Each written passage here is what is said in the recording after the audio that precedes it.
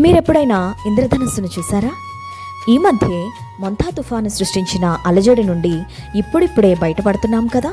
అయితే ఈ తుఫాను తరువాత ఇంద్రధనుస్సును చూశాను.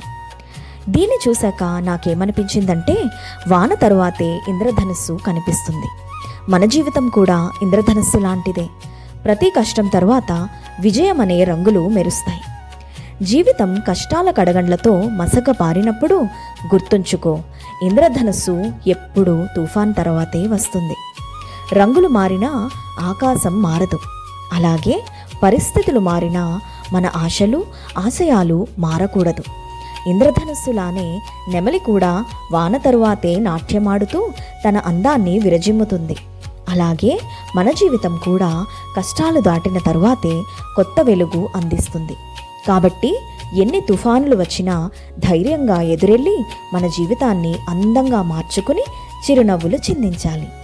ఇక్కడ మీరు చూస్తున్న ఈ నెమలి చిత్రం నేను వేసిందే.